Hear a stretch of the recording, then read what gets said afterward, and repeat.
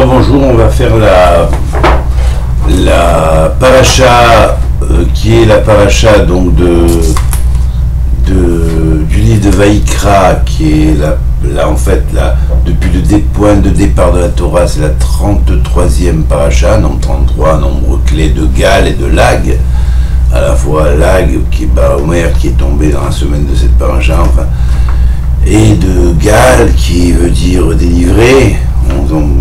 Lag Baomer est tombé proche, puis après Gal qui est la racine de Goël, délivrance. Eh bien, cette 33e paracha se trouve être précisément la 10e paracha du livre de Vaïkra, qui, on le sait, est liée à la mer divine, la Shrina supérieure, qui est la Bina, et bien sûr les 10 parachiotes vont avoir aussi une relation avec ces 10 sphirotes de Bina. Et donc on va être dans le Malchut de Bina avec Bechukotai. Et évidemment, quand on parle du point de départ de la Torah, c'est la 33e paracha, parce qu'il y a eu les 12 qui sont de Bereshit, qui sont les 12 partsoufim qui sont sortis d'Arichanpin, puis il y a eu les 11 qui sont liés à Shemot, qui sont la symbolique de tous les panim, les 11 panim, puisqu'il y a 11 panim et 11 achorigim qu'on va retrouver dans les livres suivants, dans un des livres suivants. Et là, on a maintenant la série des 10 sphirotes. On va trouver dans un autre livre l'autre série des 10 sphirotes, parce qu'il y a 10 sphirotes intérieures et 10 sphirotes extérieures. C'est ce que le Harizal disait, c'est ce qu'il avait dans la pensée quand il parlait de cela.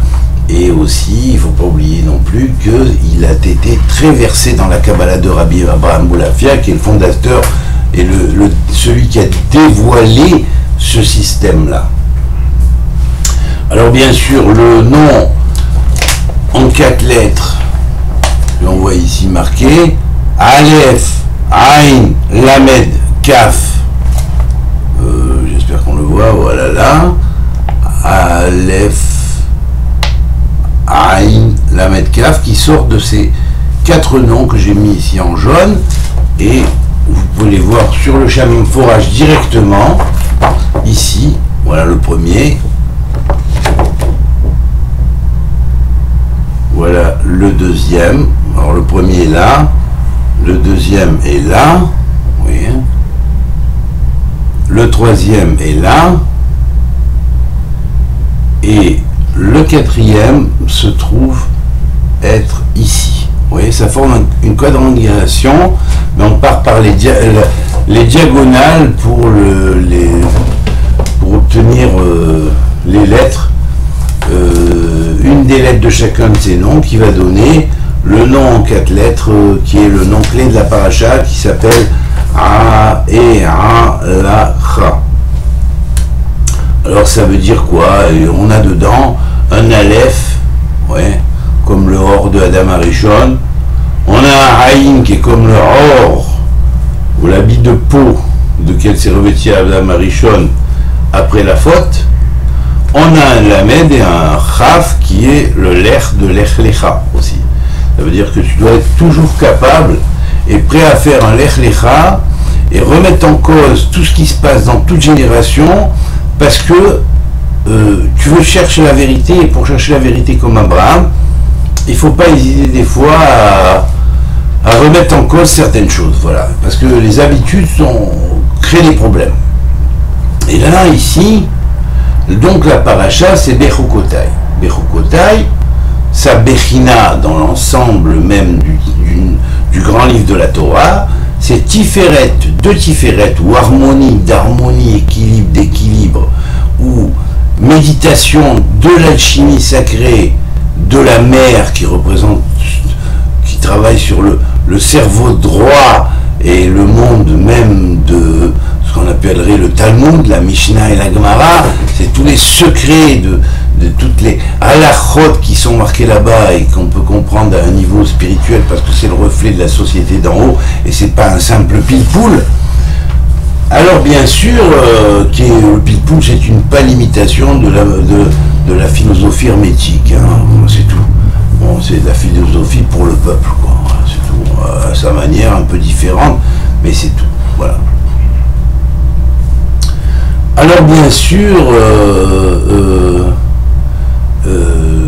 dans ce nom-là, qui est le donc 33e nom en 4 lettres, hein, il y a une relation évidente avec ce qu'on appellerait le fameux 33, la fameuse 33e voie cachée de la Torah.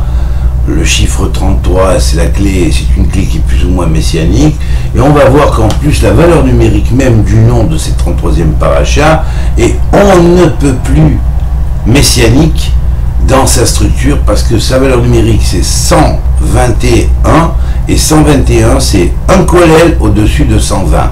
120 c'est les 120 permutations du nom de Elohim qui vont avec 120 attributs clés qui sont reliés à chacune de ces permutations, et en même temps 120 c'est le nom de Yud Nun Lifnei Shemesh Yinon Shemo. Quand on dit Lifnei Shemesh Yanin Shemo, on prononce Yinon, mais en fait ça s'écrit Yanin Yud Nun, c'est-à-dire c'est le nom cosmique, on pourrait dire, du Mashiach, puisque ça représente, ce Yud Nun représente une configuration cosmique que j'ai présentée dans un autre écrit. Je ne peux pas vous le faire maintenant parce que c'est tout un cours complet, et donc, mais enfin, si on s'intéresse à cette chose-là, on pourra l'approfondir. Si quelqu'un me demande comment et pourquoi, je pourrais lui montrer avec preuve à l'appui, il comprendra tout de suite parce que c'est indéniable. On peut pas dire non, c'est pas vrai. Voilà, c'est tout. Alors maintenant,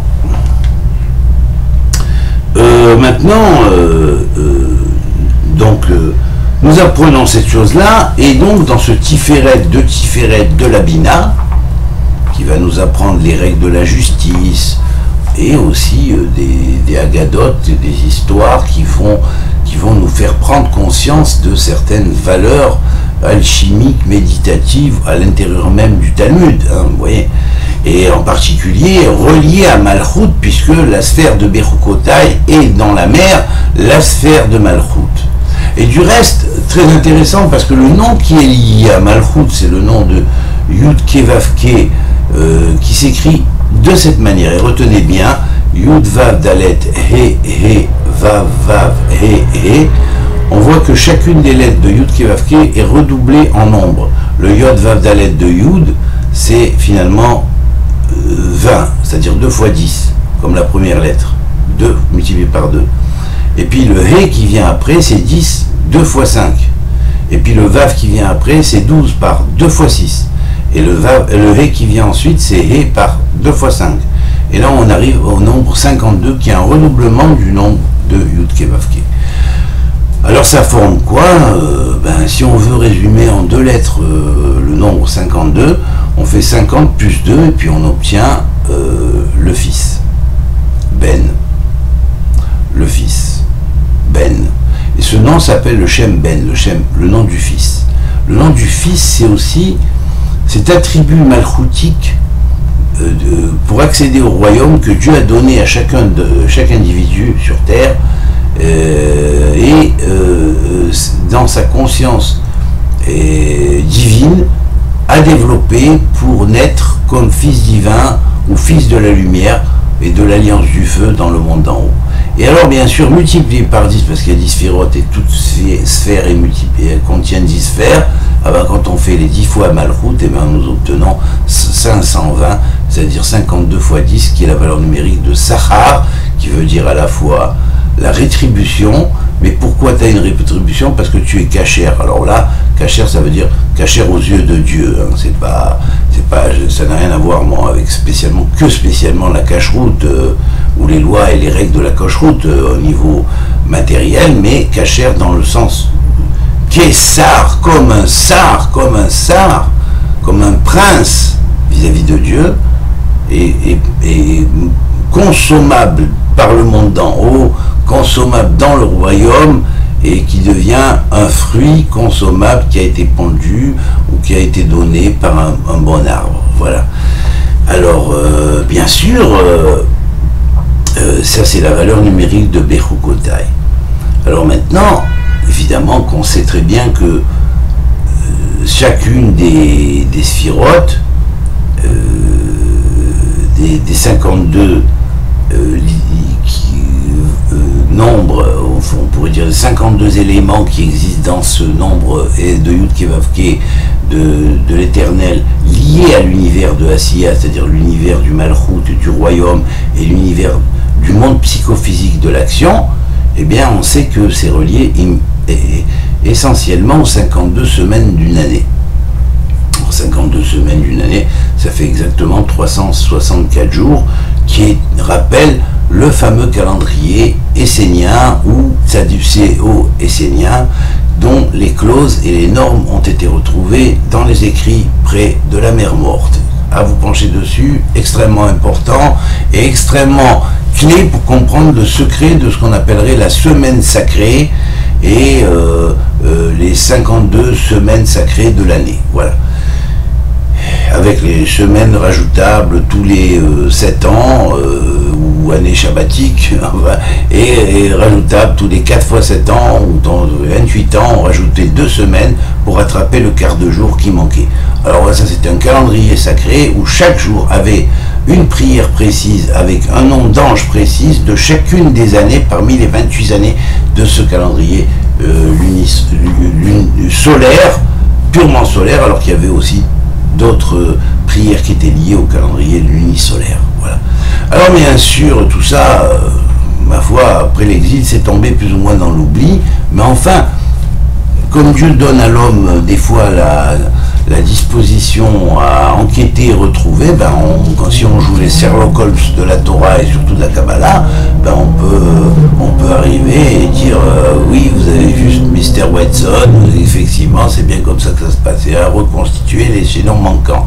Voilà. Et là, bon ben, ça s'appelle, selon la doctrine par exemple, comme surtout le Baal Shem Tov qui en a parlé, cette récupération qu'on appelle la récupération des Nitzotzim, des Nitzotzot qui ont été perdus pendant l'exil. Voilà. Donc, alors maintenant, le travail qu'a fait par exemple Rabbi Abba Moulafia, il a fait un travail de reconstitution énorme de la tradition prophétique, hein, telle qu'elle a été dans les prophètes de la prophétie du deuxième temps, qui est venue après la destruction du premier temple.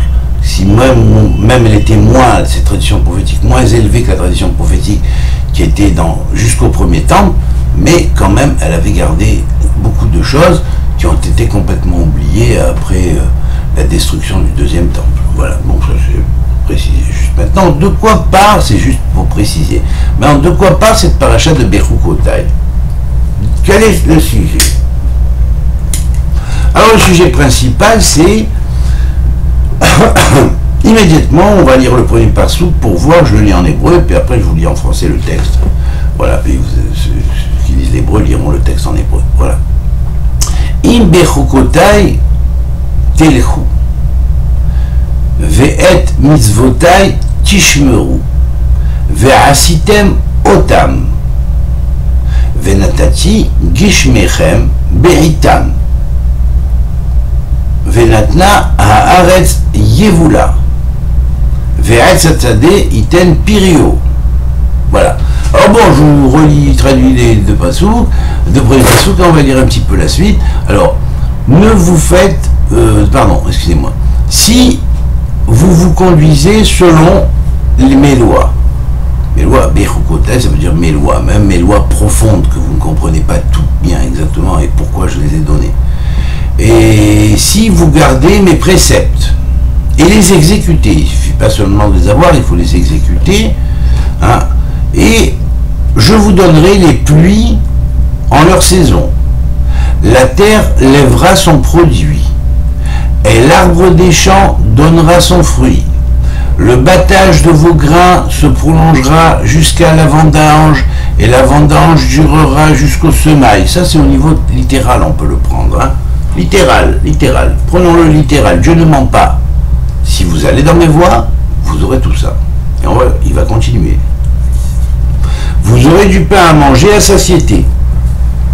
Vous demeurerez en sécurité dans votre pays. Je ferai régner sur vous la paix dans le pays, et nul n'y trouvera votre repos. Je ferai disparaître du pays les animaux nuisibles, hein, les animaux nuisibles, Et le glaive ne traversera point votre territoire. Vous poursuivrez vos ennemis, c'est-à-dire si les ennemis passent quand même et vont, vous poursuivrez vos ennemis et ils succomberont devant vous par l'épée. 5 d'entre vous poursuivront 100 et 100 d'entre vous 1 myriade. Et vos ennemis tomberont devant vous par l'épée. Je me tournerai vers vous et je vous ferai croître. Je vous multiplierai, je maintiendrai mon alliance avec vous et vous pourrez manger des anciennes récoltes. Et vous devrez enlever l'ancienne pour faire place à la nouvelle. Bon, ça on va rentrer après dans des tas de détails, de lois à la fois sur les récoltes et sur la manière de travailler la terre et de se comporter vis-à-vis de la terre. Alors un peu plus loin, il va dire je fixerai ma résidence au milieu de vous et mon esprit... Attendez, excusez-moi. Je fixerai et mon esprit ne se lassera point d'être avec vous, mais je me complairai au milieu de vous, et je serai votre Dieu, et vous serez mon peuple. Je suis l'Éternel votre Dieu, qui vous a tiré du pays d'Égypte, et que vous n'y fussiez plus esclaves. Et j'ai brisé les barres de votre joug, et je vous ai fait marcher la tête haute. Voilà, bon, enfin, après ça continue. Alors, bien sûr, là, on a des versets qui nous disent, franchement, ouvertement, et Dieu ne ment pas, hein, Dieu ne ment pas. Si vraiment vous vous comportez selon mes chukim, mes lois, hein, eh bien, tout cela aura lieu. Vous voyez? Vous voyez? Donc ça veut dire que depuis de nombreuses générations, tout le monde est passé à côté. Voilà. On voit que Dieu a souvent envoyé des prophètes pour dire oui, j'en ai assez de vos rituels, de vos machins, et de la manière dont vous établissez vos rituels, finalement. Ce qui importe à l'Éternel, c'est le cœur pur, la bonté envers le prochain, que vous respectiez l'étranger qui est parmi vous. Vous voyez, que vous ne lui fassiez pas des difficultés. Alors, je ne sais pas si vous voyez l'implication et l'importance de ce que cela a, mais franchement, c'est du ciel à la terre par rapport à ce qui se passe aujourd'hui, surtout aujourd'hui. Et bien évidemment, si vous respectez ces choses-là, eh bien vous aurez la pluie en son temps, les fruits donneront de beaux fruits, les arbres donneront de beaux fruits, la moisson sera fantastique, vous n'aurez pas redouté des ennemis, des animaux sauvages. Vous comprenez? Mais le fait que ça n'existe pas, le fait que ce soit le contraire, qu'il y ait des ennemis, ça veut dire qu'il y a quelque chose qui cloche. Donc il y a à se remettre en cause. Voilà, c'est tout. Ça fait des générations que ça dure. Et ces générations, c'est le sommet, mais il y a à se remettre en cause. Voilà, ça veut dire c'est ça. Tout le message de cette paracha, c'est bien la remise en cause.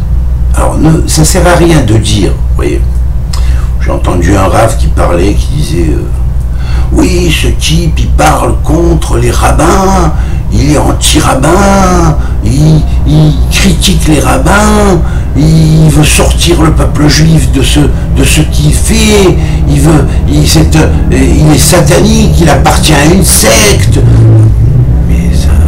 Mais attends, alors je vais répondre, puisqu'on est dans la paracha Bechukotai et que c'est la 10e paracha de Vaïkra, du Sefer Vaïkra,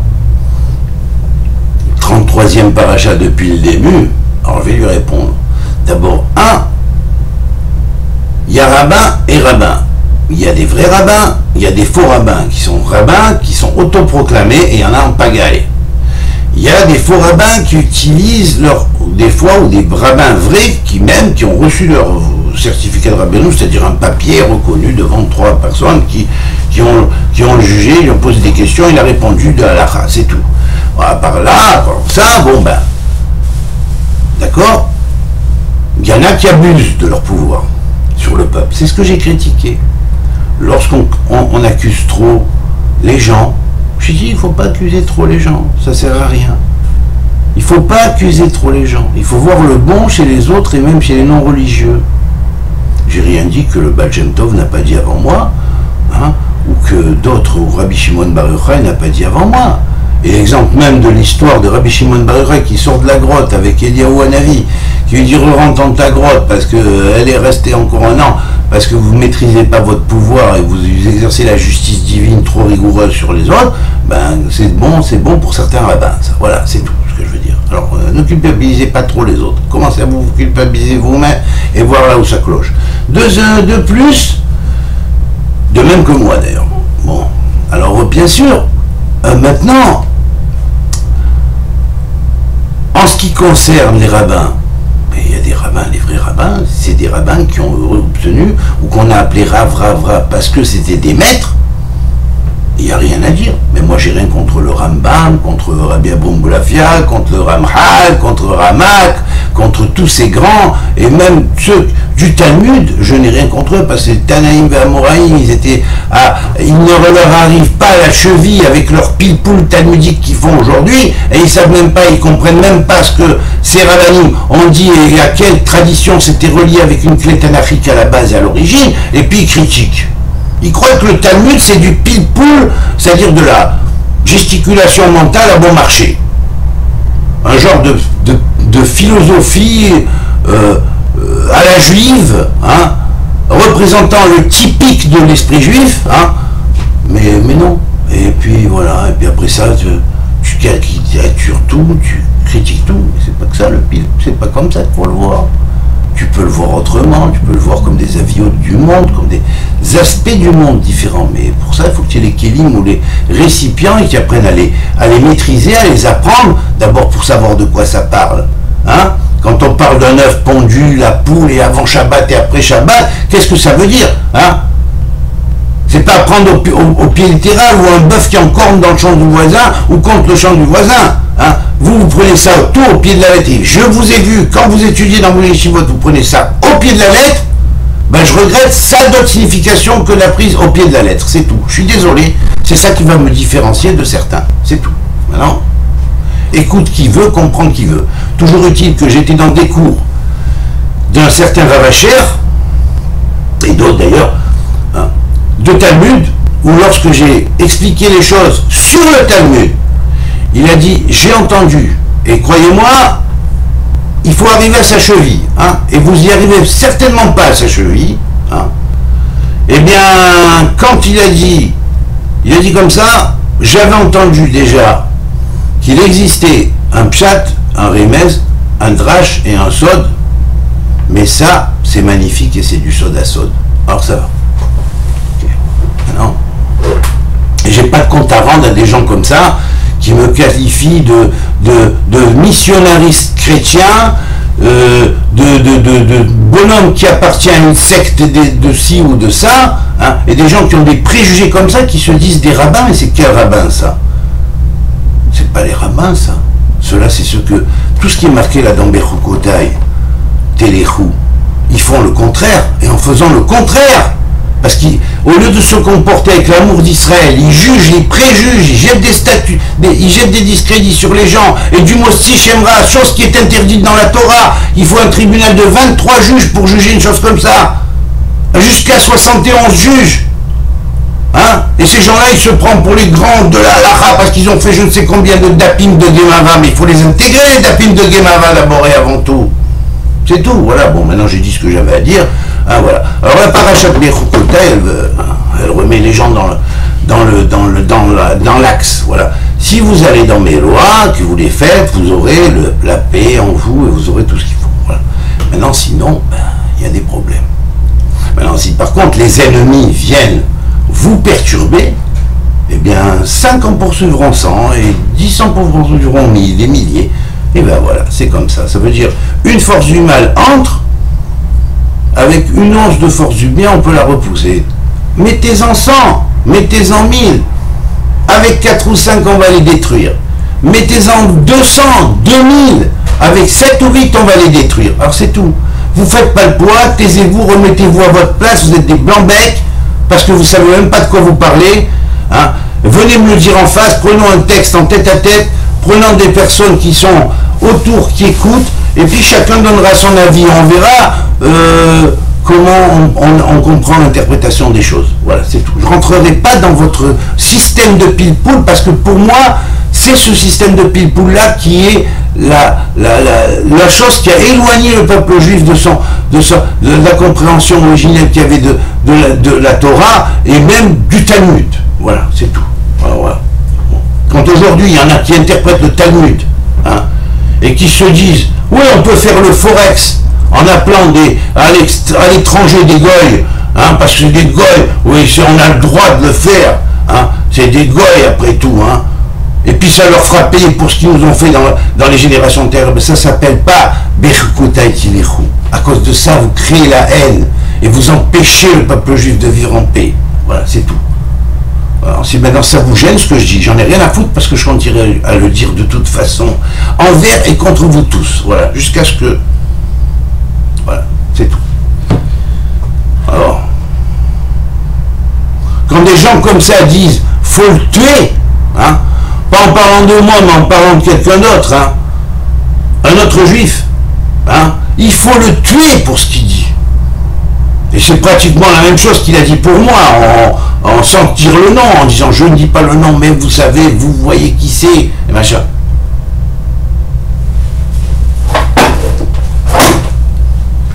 Celui qui porte un faux témoignage reçoit exactement le dîne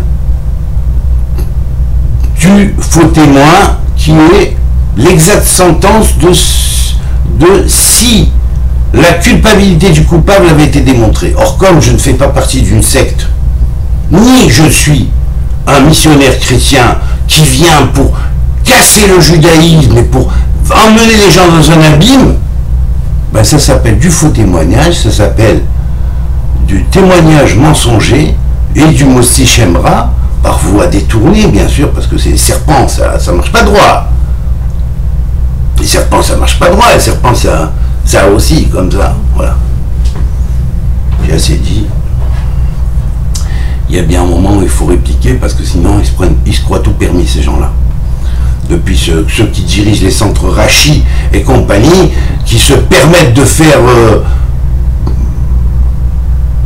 courir des faux bruits, hein, et propager ces faux bruits un peu de partout, et les autres qui travaillent avec eux, qui ont entendu par où ils dire et compagnie, ben il y en a marre, il faut que ça cesse, ou alors ben c'est le faux jugement, vous allez être tous pris pour faux jugement. Voilà, il faut faux témoignage.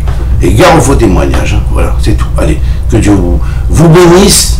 Je ne parle pas à ceux-là, je parle aux autres, ceux-là que seulement quand ils auront fait tchouva. Voilà. Et changer de comportement. Voilà. Et je ne réponds pas parce que c'est contre moi. La preuve que je me suis décidé à parler, c'était pas quand c'était contre moi. Maintenant ils m'ont levé l'épée directement en face. Ben par l'épée,